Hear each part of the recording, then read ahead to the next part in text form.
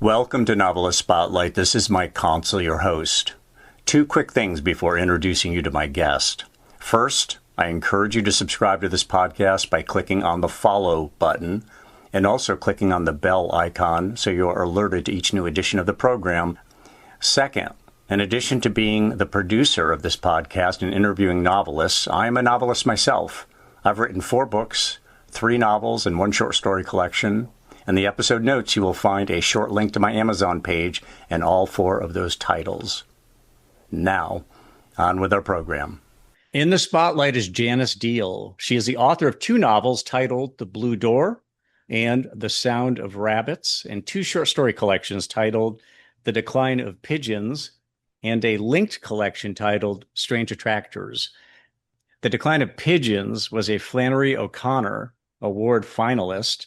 And just to kind of clarify the import of that, the Flannery O'Connor Award for short fiction is an annual literary prize. It's awarded by the University of Georgia Press. It was established in 1983. The purpose is to encourage gifted emerging writers of short stories by bringing their work to national attention. And the award is named in honor, of course, of the famed novelist and short story writer Flannery O'Connor. And again, it is to identify emerging short story writers. A blind judging contest is held for a collection of English language short stories. And the significance of the award is that it's become an important platform for new writers and a showcase for the revitalization of the short story as a genre. Has the short story been revitalized? That's one of the questions I'm going to talk to Janice Deal about, because there is evidence that short stories, the shorter format, is back in vogue. But just to finish her bio, The Sound of Rabbits was a finalist for both the Many Voices Project annual competition and the Black Lawrence Press Big Moose Prize. Stories from Strange Attractors won the Moth Short Story Prize. Many of you have heard the Moth, a great storytelling platform. And it goes on from there. She's also received an Illinois Arts Council Artist Fellowship Award for prose. She lives with her husband in the Chicago area, a beautiful, windy city. Know it well, love it. And Janice Deal, welcome to the program. Oh, Mike, thank you. And thanks for that nice intro. It's great to be here. Well, it's great to have you. And, I booked you months and months ago. Finally, we get to talk. I just worked far ahead. I've always been in that group, being a magazine editor for my daytime job. It's one of those things that always work ahead. Oh, Now, I get that. yeah, I'm sure you do. And probably with your fiction as well, because, you've got publishers who expect to have it on time and well conceived. Now, you have toggled between short story collections and novels. I'm just curious about your calculations or calculus in terms of writing novels and short stories. Are you going to continue? Have you made the switch to the novel now? Are you going to stick with short stories? Will you continue to go back and forth between the two? What's your thoughts just going forward as to where you're going to put your energy? Oh, Mike, I love that question. For right now, at least, I seem to be toggling back and forth. My first book was a story collection, then came a novel, then another story collection, then a novel, and now I'm currently working on some new short stories. So apparently I crave variety. Well, what does the novel do that the short story doesn't? What does the short story do that the novel doesn't? Because they obviously both appeal to you. So, where's the juice in each of those formats? Yes, I think in the case of novels, I always think of them as a marathon.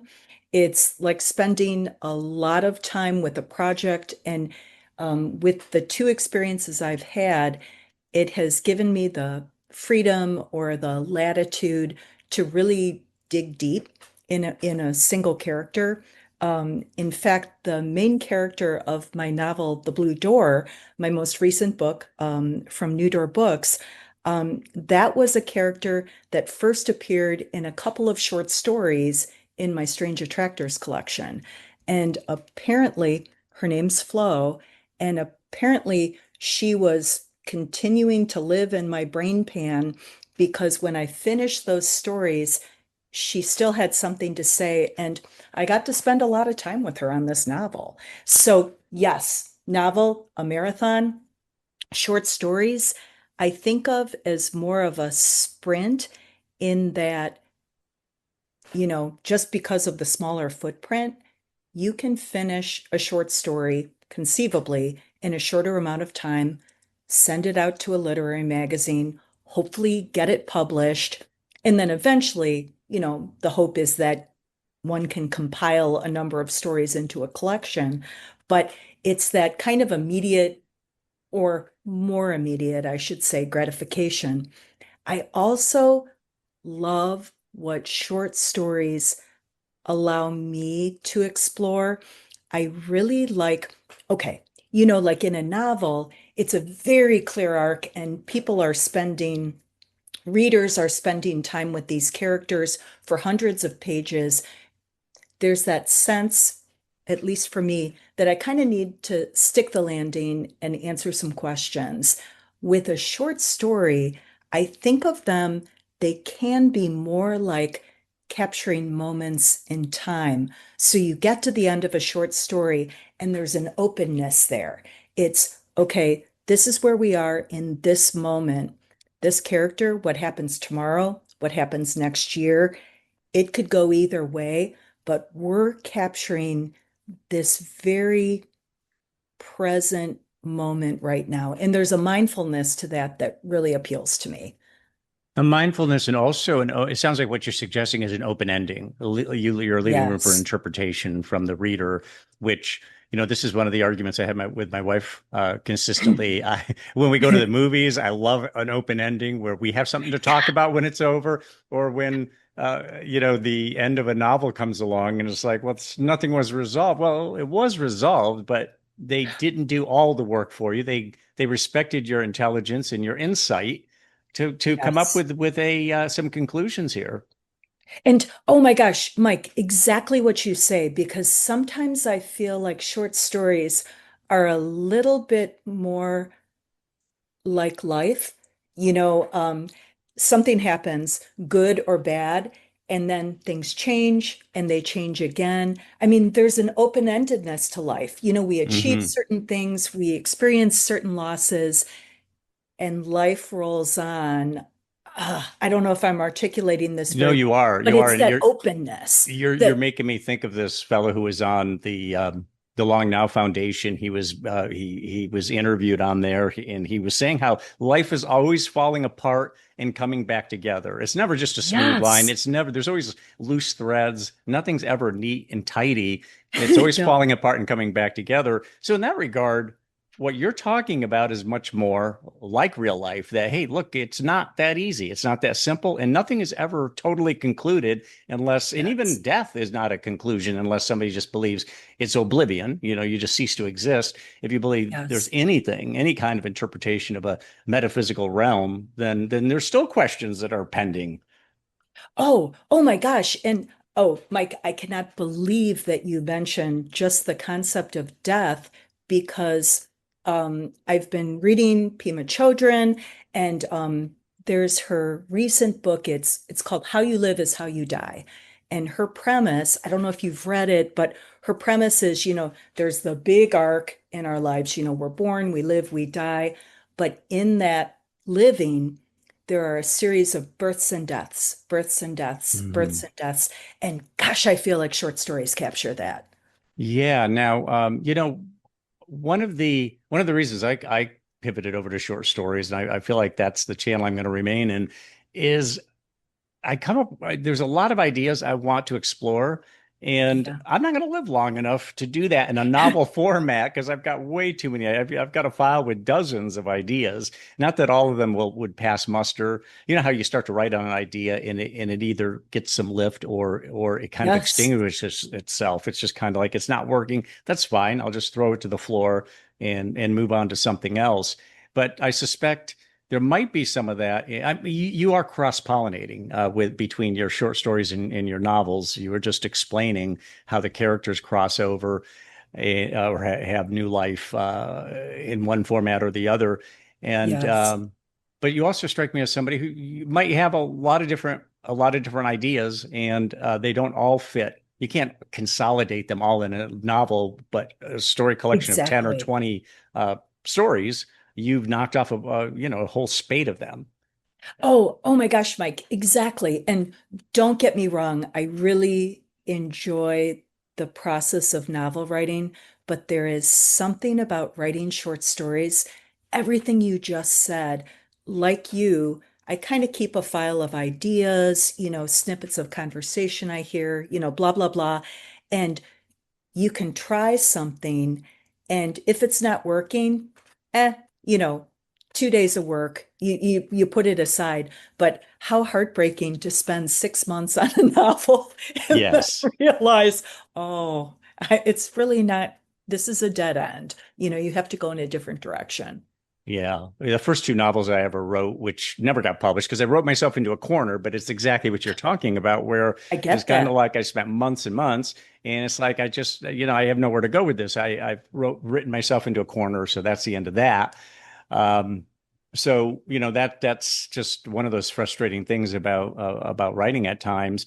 What do you Yeah. think? Well, you said a linked collection, so check me on this, but it sounds to me like each of those stories in a linked collection are they play off one another, or they tell a larger story. Is that what you mean by a link collection?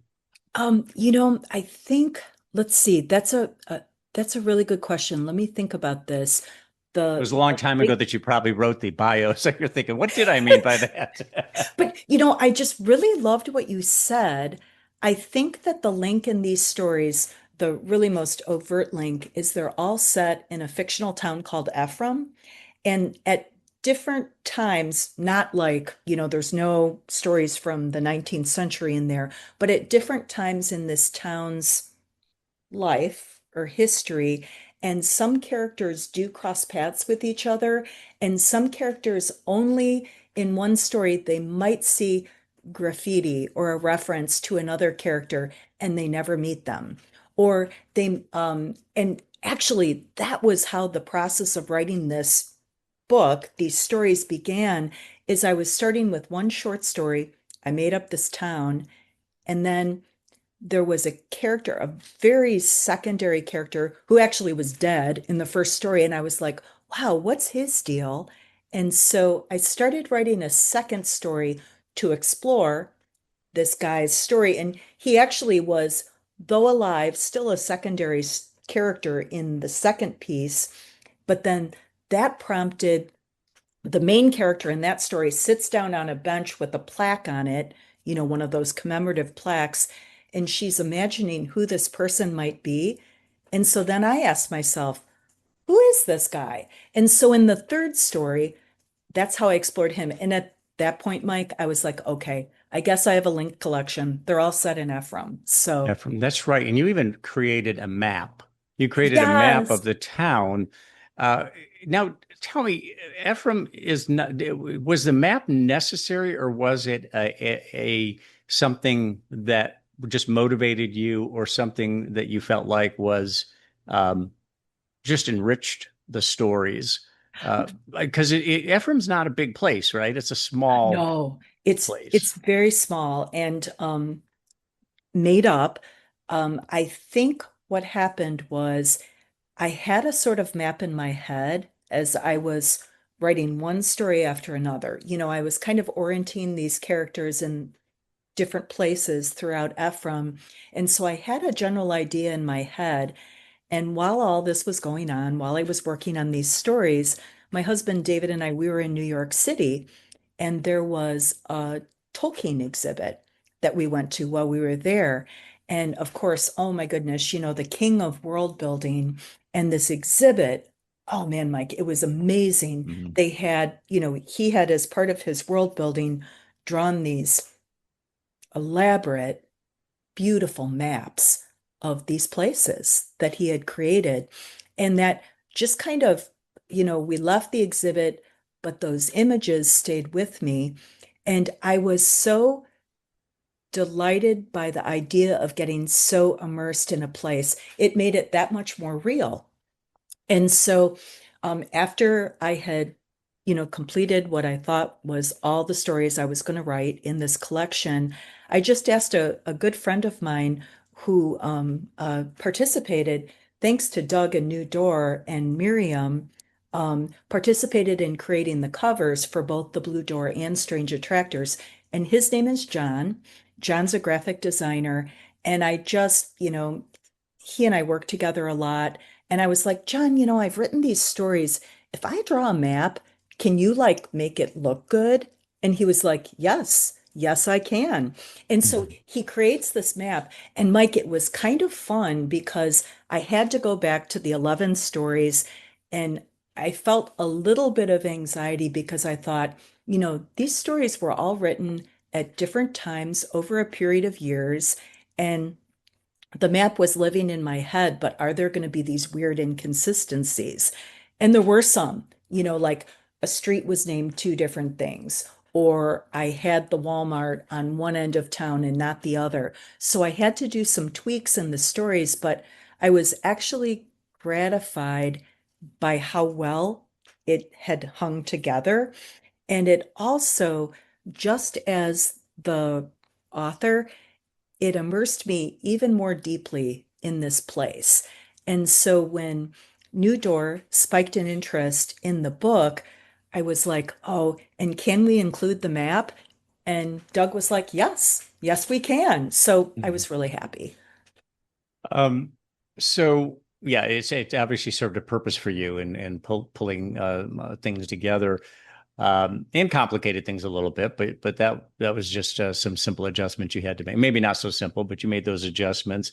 So conventional wisdom is short stories are harder to sell to agents and publishing houses. Now, if you're John Updike, yeah, no problem. Alice Yeah. Munro, no problem.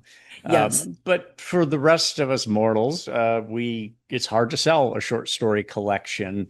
Or so we've been told over the years. This gets to the question of whether or not uh, short stories are going through a revitalization, whether agents out there today and publishing houses today are saying, the mentality has changed. We're a really short format society these Interesting. days, or civilization, because of things like Instagram and TikTok, and people watch videos in short format, they read things in short format, so suddenly short stories have a new life. I don't know that that's the truth or not. Do you have any insight into that, whether or not short stories are actually doing better with agents and publishing houses and ultimately with readers? Oh gosh, I don't have any hard data to support that, but what you say makes a lot of sense. And I know from talking to people, sometimes they'll say, I just want something I can read on my train ride into the city. Or this is something I can manage right now because I'm spinning a lot of plates. But I don't, and maybe the advent, as you say, of digital media and shorter forms contributes to that. Um, my gut has always been that publishers, agents, literary magazines, which of course do publish short stories, um, they trust their guts and they're responding more to the content than they are to the form. But that's just me. And also, oh my gosh, Mike, I feel like I am uh uh sort of I always I never really write to an audience or what I perceive as being a popular theme. I'm guessing you're the same way. You know what? We write what we have to write. And if short stories are more in vogue now, wow, it sounds like that's going to be great for both of us. Hmm. Well, and what you're saying is I'm going to write for myself. It's the only way to authentically write. You have to write what's inside you. You have to let that voice dictate Yes. things. If Because you write don't for you the feel like market, yeah, and don't that's you a dead feel like end. it shows? Like It if does. we're not into what we're writing, oh my gosh, if I'm bored or just connecting the dots, gosh, I know for a fact readers will pick up on that.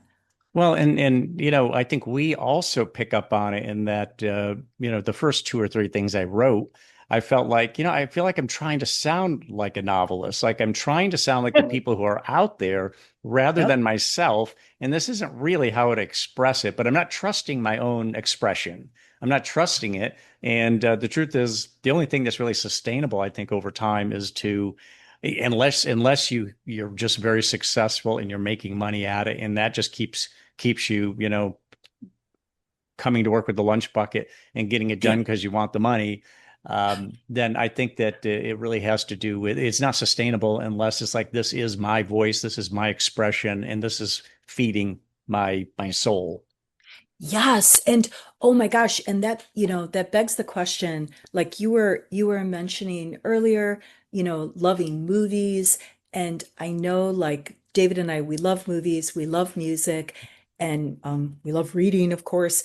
And I'm always so impressed when an artist of any stripe, I'm Bob Dylan, of course, comes to mind. Remember how much trouble he got into when he stopped being acoustic and he embraced the Yes. electric guitar, and his fans were so angry, but he had to do what he had to do. And, Elvis Costello, another example, he's always trying new stuff. It doesn't always work, but man, he's trying what gets all the cylinders clicking. And that's so interesting to me. Yeah. Yeah. And the short format, I've noticed also novels these days tend to have really bite-sized chapters. And I think it serves two purposes. I think for the reader, it means, yeah, the train ride or the taxi ride, I can knock Interesting. off a chapter right there. But I think for the author, it also works because if the author knows going into it that I'm not going to write chapters that are more than a couple thousand words or even 1,000 words, it it keeps you from overwriting. You don't want to overwrite Yes. because I think I know with me, there's a temptation to overwrite, to Mhm. over explain. I think that's a really common thing.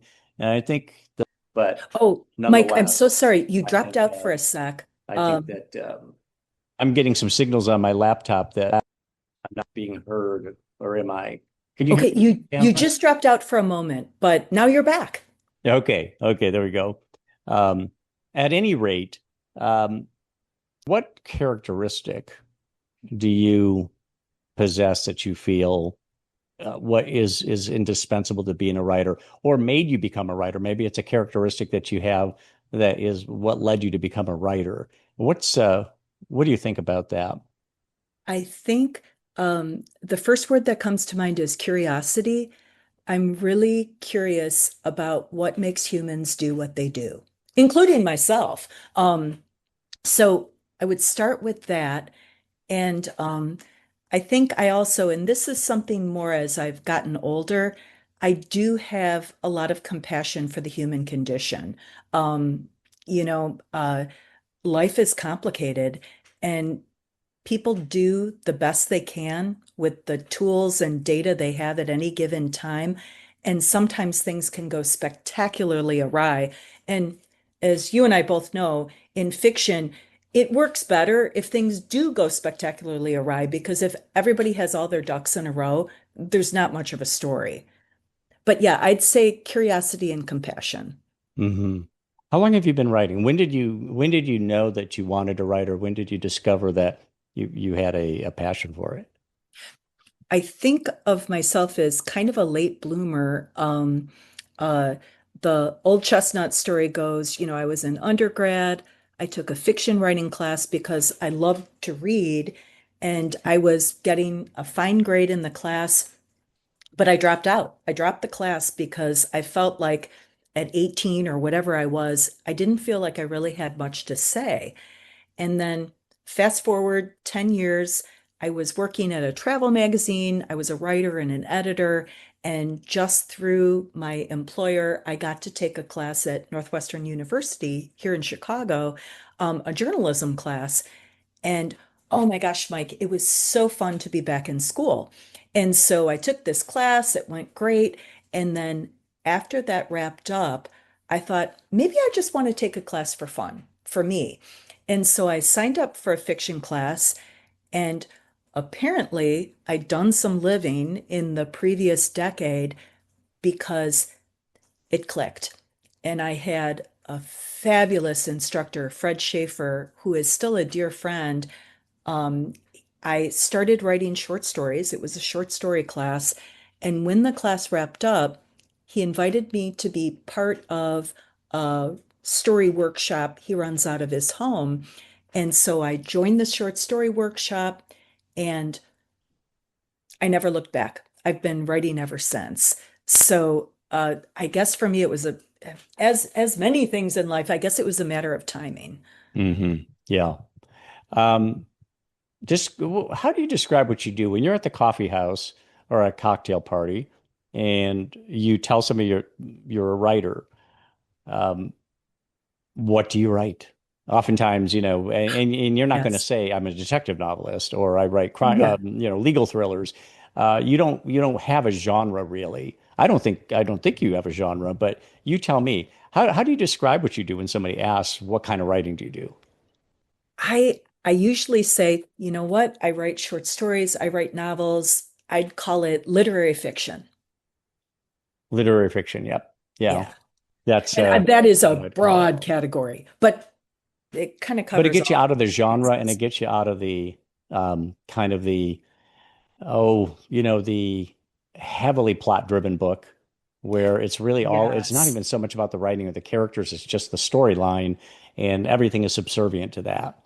Oh, Mike, spot on. Yeah, it's kind of like, going back to movies again, and I love them both. Like David and I are going to go see Superman tonight. I'm going to guess that's going to be plot driven. We also really love movies that are character driven, like, oh, The Quiet Girl. They're just two different animals. But to your point, yes, I would say my writing is more character driven. And I can't say this at the cocktail party, but bleak as hell. My stories are really, they're kind of bleak, but hopefully transcendent. How do you feel about that? I mean, do you feel like bleakness turns off readers, that there's people who say this is going to be too depressing? I mean, I see that with movies and music, where it's sad Yes. music is beautiful to me. Not, it helps you experience your full range of human emotions, which is, I think, vital to feeling alive. But there are people who just stay away from anything that is sad, whether it's music or Oh, movies or writing.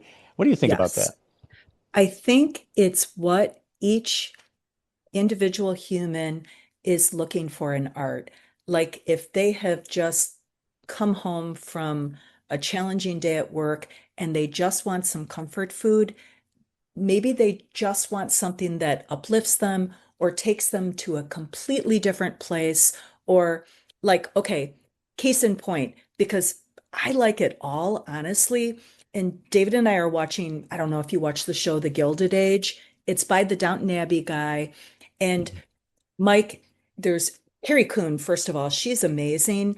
And it's set in late 19th century New York City. It's very Edith Wharton-y, but Mhm. you just know every problem that comes up, it's going to be resolved either in one episode or two. And there's something kind of reassuring about that. But by the same token, I also um, feel like it expands going back to that whole human condition thing, it expands my understanding of the human condition to watch movies or read books, or listen to music where everything doesn't always turn out exactly the way people expect. Mhm. It's kind of a balance. In fact, I was just having a conversation with a good friend this morning, and she's like, you know what, Jan? It's summer. There's all sorts of things going on. Um, I'm going to read a book that's like comfort food. And I'm like, I hear you. Actually, I spent the last 2 days, true story. I spent the last 2 days at the DMV trying to get my driver's license renewed. Finally did. Huzzah. But when I got home, I wasn't really ready for anything too dark. All I wanted to do was watch The DMV is a Gilded dark Age. experience to begin with. You don't need any more darkness in that day. Yeah, Yeah. yeah. There was a lot to unpack. So I think there's a place for all of it. I happen to like both, but I respect the fact that for some people, maybe they prefer one or the other form. Yeah. Well, also, I mean, I don't see a reason to take things off the table. Go with the full banquet of life. But I do notice that as people age, a lot of times, hey, when I was young, the violence in the movies was okay. Not anymore. When I was young, it was okay if it was a sad movie because I didn't even experience it as sadness. So I hadn't lived enough life to really experience true sadness. Now I do, and I don't want it. I see people shrink in their lives as they age, and that's something that I have told myself and I've told my wife, I'm going to wage a pitched battle against that. I don't want to be one of those people who don't drive distances anymore, don't listen to sad music anymore, won't watch a movie that has a little bit of violence in it, and I so get on. that. The whole aging process, people do, and maybe that's a natural course of life, but I really like the idea of keeping again the full banquet within arm's Yes. reach and experiencing it, tasting it all. Oh, Mike, 100%. I do feel that uh I don't know, do you remember that movie? I don't know if you ever saw the movie Big Night. Oh, I love that movie. Is it good? Oh my Yes. gosh. And there's that line. Despite my name, I'm full blood Italian. It's a truncated name. There's that, and then my uncle ran a fabulously successful restaurant that I worked in, washed dishes in when I was in high school, and so on. I Which love that maybe movie. informed your novel, right? Yeah. About the Italian restaurant? Yeah. The Family Recipes is very much autobiographical, not personally autobiographical, but my uncle and the restaurant and so on. And of course, 80, probably 30% real, 70% fictionalized. But yes, I mean, Sure. it definitely fed that whole desire to write that story. Absolutely. But Oh my Big gosh. Night was fabulous. Yes, so of course Big Night spoke to you. There's that line, I'm paraphrasing, but like bite your teeth into the ass of life. Don't you just want to do that till Yes. our Yes. last day, and sometimes we have, oh, uh, uh, wingmen, wing women who help encourage us do that. Like our friend John, who created the map, he is a great lover of roller coasters. And Mike, thanks to John, David and I are still riding roller coasters with tremendous joy. So, Yes.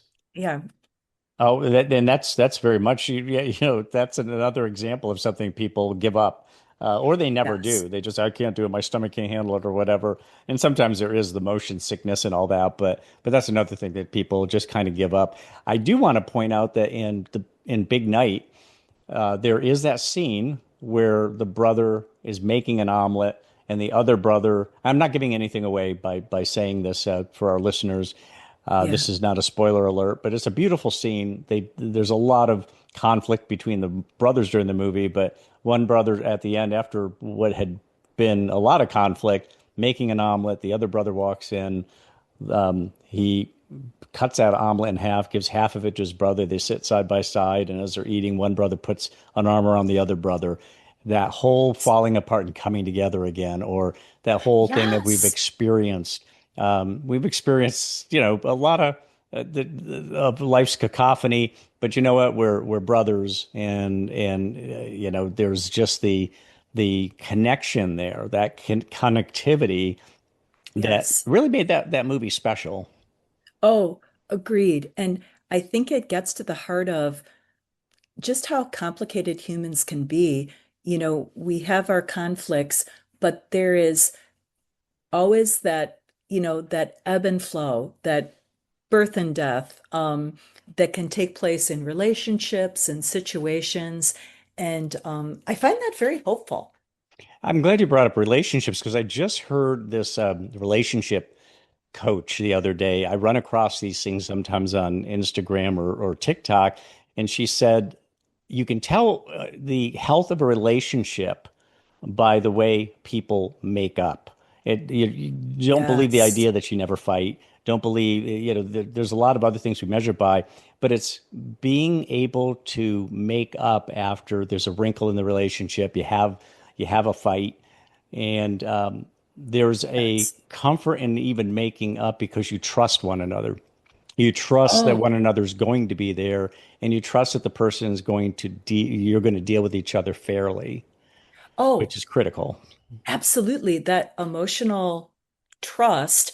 And that's something that's very, uh, very interestingly delved into, um, as we do in our writing. And David and I just saw a movie. It's called Echo Valley. I don't know if you've seen it. I It's have got not, no. Julianne Tell us. Moore in it and Sydney Sweeney. And they play a mother and daughter. And I promise no spoilers, but they have a very complicated relationship. And at the heart of the movie is that question of emotional trust. And this movie is interesting, Mike, because it ends like a short story. It's Mm. very open-ended. And I was I was surprised when the credits started rolling. I was like, oh, um, they're not going to tell us. But I feel like the director and the actors were trusting us to understand what you just described, that that possibility for reconciliation. Um, but it a lot depends on the characters involved, the individuals Hmm. involved. Yeah. Well, Julian, I'm a fan of Julianne Moore, and there's certain actors and actresses who I go to see their work. Even Yes. I don't necessarily even need to know what the movie's about, but if it's just Jessica Chastain is Oh, another one where it's like if she does yes. a movie, I want to see it. So there's several actors out there like that because I trust the work that they're picking. They're offered good Yes. work, they pick good work, their interpretation is powerful, and that's what I want to see. And I want to see that in writing as well. I want to see that in writing as Yes. well.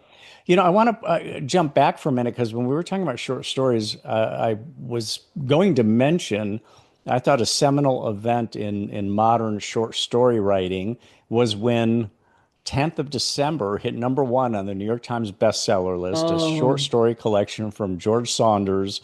And yes. you just don't see short story collections hitting number one very often. That's a big deal. And I think he Absolutely. inspired a lot of people to rethink the utility and the readability and the popularity of short stories. The Oh, potential, if nothing else, the potential. oh, Mike, 100%. And I feel like there is something about Saunders.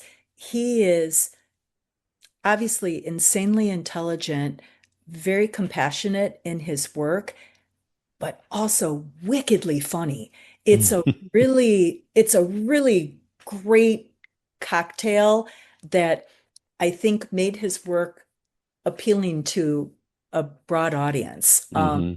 And he just seems like such a nice human, doesn't he? Super, super nice guy. I've tried to get him on the podcast, and he's great. He's so gracious in turning me down. It's, But I oh, still hold out hope. In fact, you're reminding me, this conversation is reminding me to go back to him and see if I can catch him at, like you mentioned earlier, timing is so often, it has to do with timing. Hopefully I'll hit him at a good time. But that story collection, I've only done this with two books in my life, I believe. And I know I did it with 10th of December. I got the print edition, but I also got the audio edition, and I read the wow. print edition while I listened to the audio edition while he was reading it. I wanted to Oh my hear gosh. his inflections, his vocal inflections. What is he emphasizing here? How is he actually presenting the material? Because I wasn't trusting that my interior voice, my voice Yeah. of thought, was consistent with what he was trying to communicate. And what did you discover? Were you pretty I was close? off. I was off, and Yeah. it was a good experience that he knew exactly what he wanted to emphasize, the pacing. I mean, an author sets pacing, but then there's also the pacing. The reader has an influence in that pacing. Am I actually, or is my pace of reading and my hesitations and my vocal inflections and my own head Yeah. what he had written or not. So to have both happening on simultaneously was Wow. exactly what I needed with that collection. Well, that speaks to how much those stories affected you, that you went back and paired the Yeah, two. You know what I've heard? I have actually not heard the audio for this. I just read the book and loved Lincoln in the Bardo. I've heard the recorded version of it, just blows the doors off the barn. I guess it's amazing. yeah. I have not. So you're saying the recorded version is an excellent way to um, take that book in. That's what I hear. I did Does it he the read? Do you know if he old-fashioned reads way. it? Does he read Um, it himself, or my does he? understanding is they actually, for this one, because there's all these different voices of Mm. these, Oh, that's right. Yeah. spirits. My understanding is that it's different Maybe voice an actors. ensemble. Yeah, an Yeah. ensemble of voices. Yeah, that would make sense. What was the turning point in your writing life? Oh, I would say meeting Fred Schaefer, my instructor at Mm, Northwestern, when he invited me to participate in his story writing workshop, it kind of was that passageway between, oh, I'm trying this because it might be fun, and oh, someone else besides myself takes this seriously, takes my work seriously. And hmm. yeah, that was a doorway. And I I think that over the years, um, uh, another thing that's just been kind of interesting is my earlier work, The Stories in Decline of Pigeons. They're a little bit more, I guess the word is fulsome, like more elaborate sentence constructions. For whatever reason, right now, Mike, I'm paring stuff down, paring it down, paring it down. Who knows what'll happen next? But it seems to be kind of where I'm at right now, and that represents a change. Is there a strategy behind it? You're saying it's where I am right now, so it might just feel like this is what I want to do. It's my instinct right now, or is there some Yes. strategy behind it? Like I'm doing this for this reason, paring Oh it my down for gosh. this reason. I wish I could say there was a strategy. It's exactly what you said first. I'm just kind of going with my gut and what Hmm. feels right and sounds good to me and seems to fit the topics I'm exploring. I will say these new stories I'm working on, they're shorter too. And that's been kind of fun.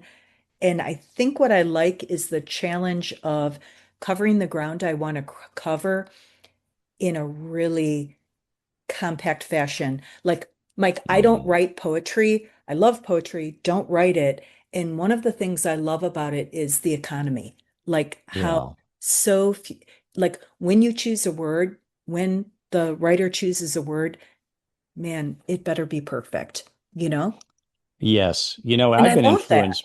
What's that? Say that again. I just love that. Yes. I've been influenced by this flash fiction trend. I've had a couple flash fiction people, or even microfiction, on the program, and that's influenced me in what you're talking about, where not necessarily doing flash fiction, but writing as if I'm doing flash fiction, even though I'm doing a longer form than that. And one of Yep. the authors out there who I influenced me, Milan Kundera, particularly Oh, yeah. not only the Book of Laughter and Forgetting, but his other stuff. But it was the Book of Laughter and Forgetting was the first book of his that I had read, and his stuff was so lean, and his stuff was I compared to a gesture drawing in art rather than a fully realized painting. It's more like a gesture drawing, but you know exactly what that is. You know exactly what the Yes. figure is. It looks it could look sultry, it can look aggressive, it can look this or that, but he does it in a way that leaves a lot of breathing space for the reader so that you're Yes. co-creating with him. So when he introduces a character, I get to fill that character out. He's not describing him or her down to hair color and stubble on the face and these sorts Yep. of things. He really creates kind of an overview, an overarching sort of vignette that I get to play in as well. Which It's which is the exact. difference between, I've said this so many times in the program, which is the advantage of writing versus, say, the movies. A director fills out everything, they pick everybody, and everything is visual. Not everything, but a lot is very visual. The directors made all the choices, and I didn't get to make any of the choices. That doesn't mean I didn't love it, but I sure love being able to read something and make choices along with the author. Yes. And oh my gosh, couple thoughts about what you just said. Absolutely. I feel like that shows a lot of respect on the writer's Mhm. part they're respecting and trusting their audience to be able to fill in the blanks, to be able to connect the dots. They're not spelling everything out. They're Hmm. not spelling it all like out like a B movie, like, oh, and oh my gosh, I killed him because I was sad. It's you have to like figure that out.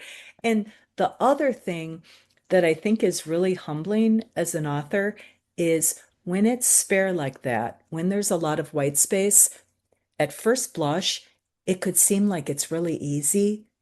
It's so not. It's so much trickier to do that, like you say, that gesture drawing, but actually create something where people look at it and say, oh yeah, that figure is mourning. That figure is angry. That Yeah. figure is fill in the blank with just a few lines. Um, and I, Every stroke counts. Every yes, brush stroke counts. When you're going to use thousands of brush strokes on the canvas, there's brush strokes that can pick up the lameness of, maybe, I don't want to say lameness. What's the word I'm looking for? It can pick up the insufficiency of some of those brush strokes, because you've got so many of them. But when it's only a few, they've got to be true, yes, or the communication is there is no communication there. It's just they, some lines on a piece of paper that's like, what is this person really trying to do? Yeah, every line has to count. And it makes me think of, I read this great interview with Claire Keegan. And of course, she's such a spare writer. And she says she just hones and hones and hones until everything that's left matters. And it made me think of like, again, kind of using your analogy to another form of art. It made me think of like a sculpture. Yeah, subtractive.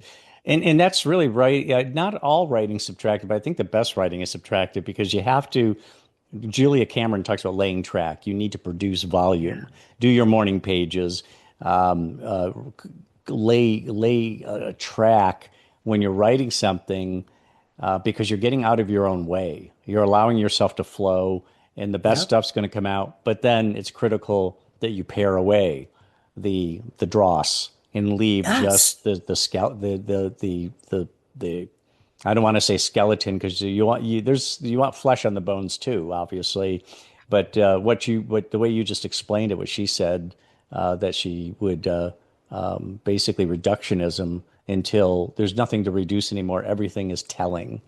Everything is there for a reason. And yeah, and I love what you just said, because sometimes we do. We just, we let everything, kind of flow out. And it's only when you go back the next day or a week later or whatever, it's like, oh my gosh, I'm basically saying the same thing three times, cut, cut. Yeah, and I kind of like that. That's a fun part of the process. Fred Schaefer, can you tell me something that Fred Schaefer said that you remember that you would share with listeners? Oh my gosh. I think that his, I'm going to use the word mindfulness again, Hmm. his mindfulness and respect for the process. Um, I'm not quite sure this is answering your question, but one of the things that struck me about Fred right away is all the people in his workshop, write about, all different sorts of things, have all different strengths. He has an uncanny ability to meet each person where they're at and elevate them to the next Hmm. level. And so, not a direct answer to your question, but I think something that's really stuck with me is how um, each of us, wherever we are on our creative journey, there's always that next place we can go. And Hmm. that process of evolution just seems really hopeful to me and exciting. It as opposed to say, well, okay, true confessions, I'm the worst athlete ever. I'm the worst at team sports.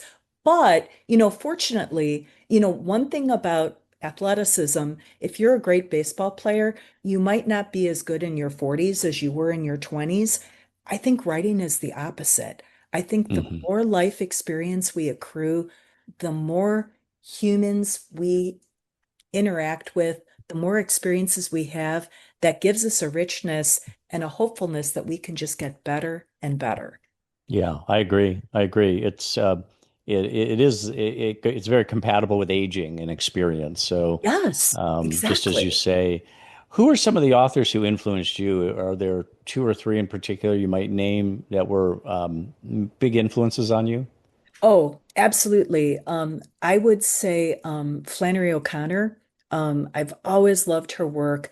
I think specifically because, oh my gosh, those stories are so dark, but man, they're funny. And so, yes, there's a gothic aspect to them that's always appealed to me. Um, George Saunders, going back to our friend George, um, his tremendous compassion for his characters. And he also does some world building, he goes into slightly dystopian futures sometimes, and he does it with such assurance. Um, that really inspires me. Um, Hmm. and I would say, going back to that idea of white space or what did you call that type of drawing? Gestural drawing? Gesture drawing, yeah, Gesture gesture, drawing, yeah.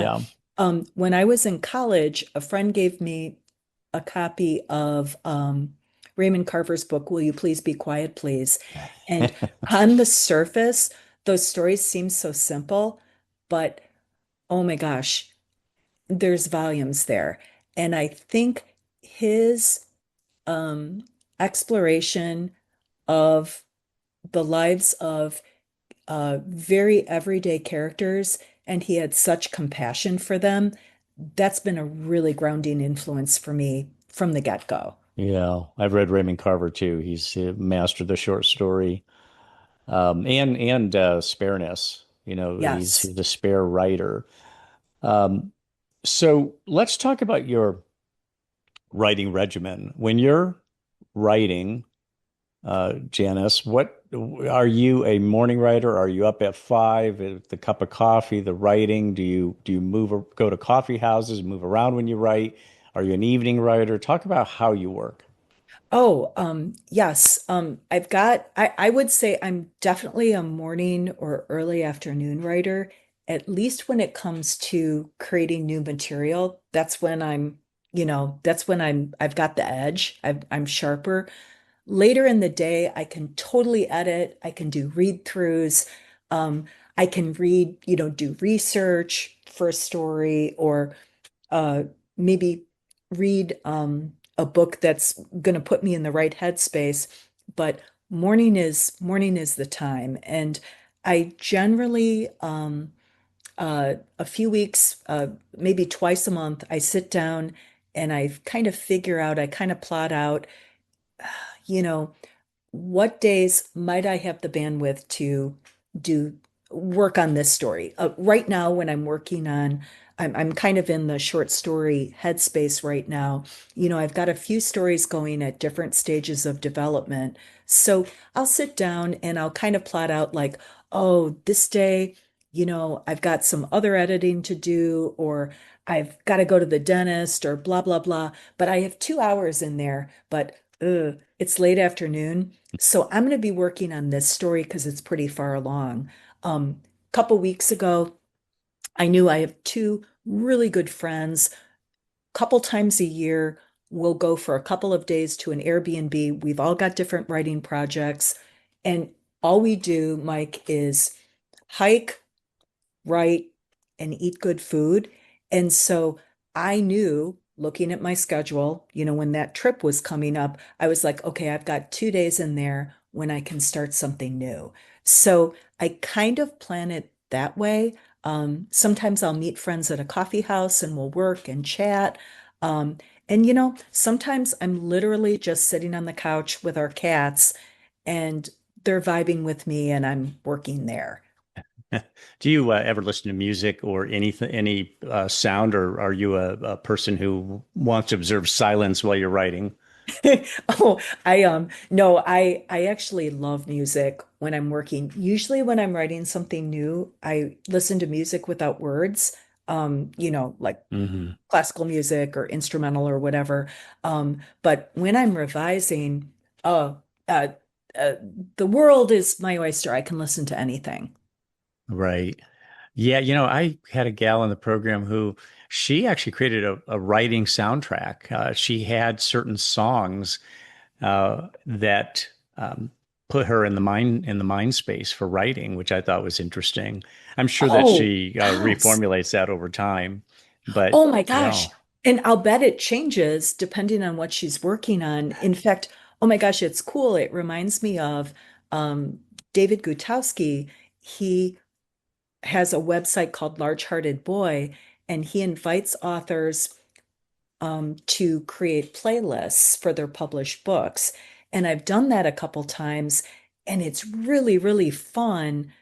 And a lot of times it's music I listened to when I was working on the book because, there was a reason I went to Nick Cave, when I was working on this short story or whatever. So, yeah, that's a lot of fun. Hmm. Are you well, let me ask you this. How has your writing changed as you have aged? And Mm, maybe looking forward, how do you expect it to evolve or change as you continue to age? Is there a simple answer to that? I think I can tell you what I hope will happen. I hope that I will continue to keep the saw sharp and be exploring new things.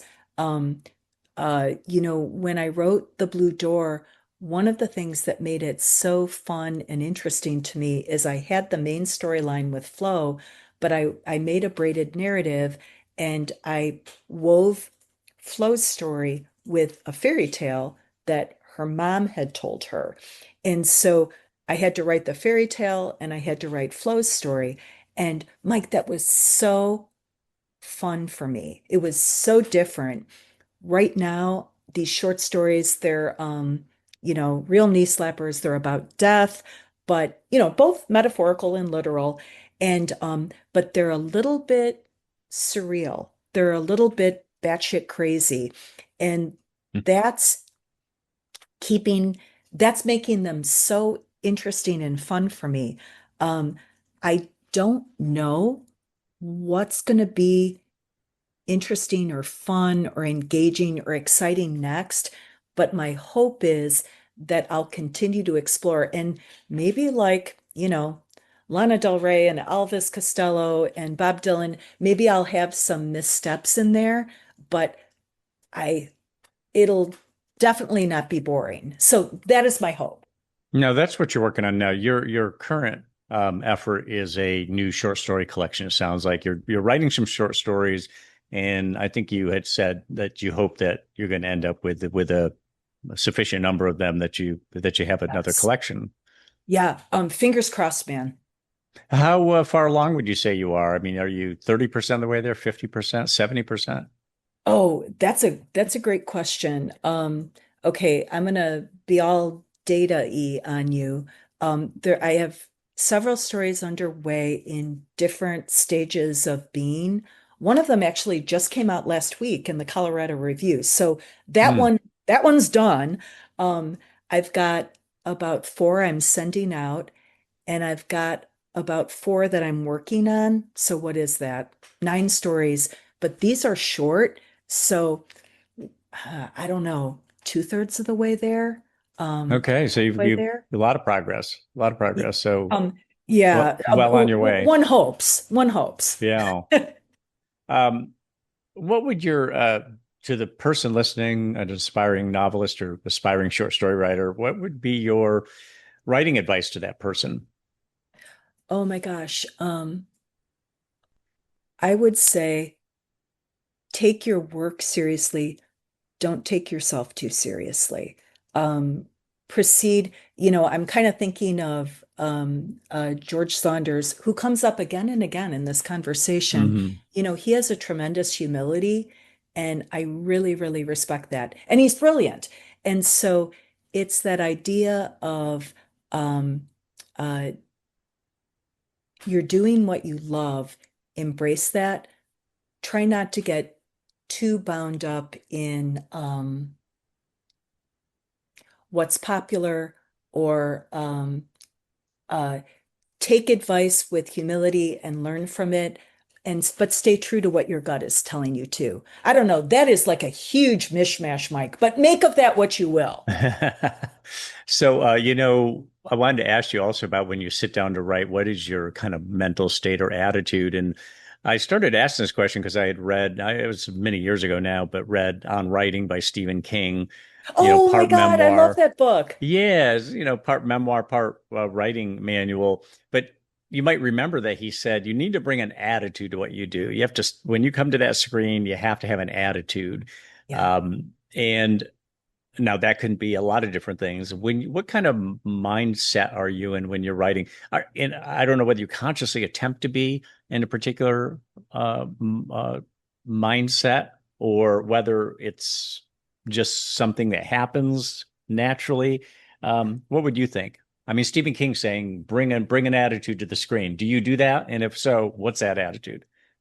I don't know that I do it consciously, but I do know that on the days when I know I'm going to write, it's kind of this joyful approach of, let's do this. Let's see what happens. I guess that's my attitude. Gotcha. Yeah. It's a discovery process, isn't it? Yes. Yeah. Let's see what I find out today.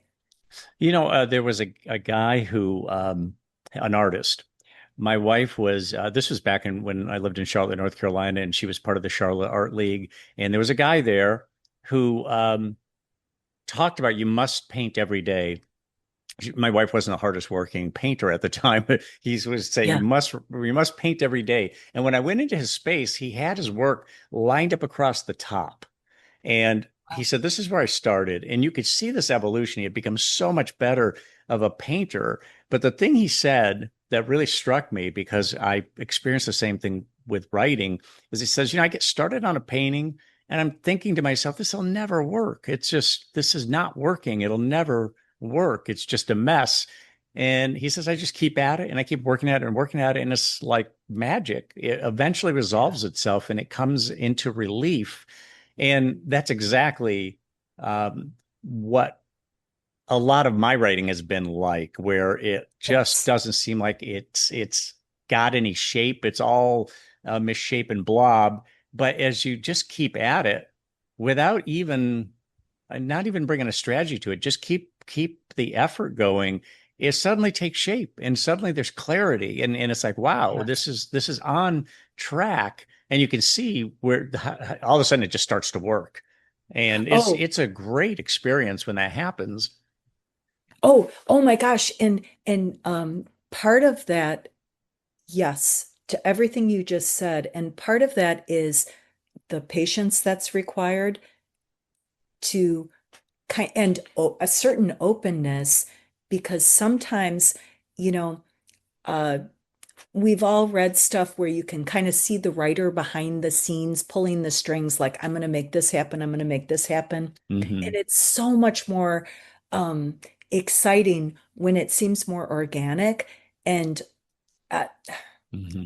I'm trying to Agreed. articulate this. When we're in the in the shit, as they say in the movie Rushmore, with a Hmm. story or a novel and things just aren't going very well, we keep on showing up and being open and being patient.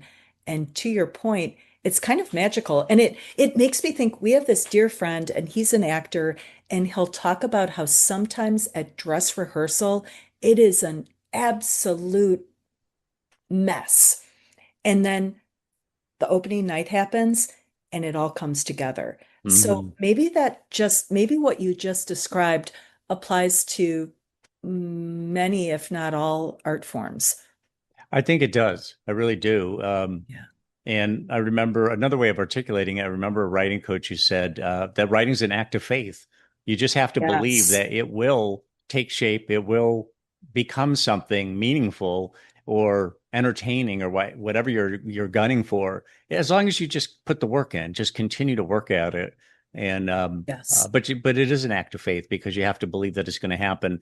And it's you don't. I mean, I don't think it's easy to believe it's going to happen, even after it's happened several times Yeah. before.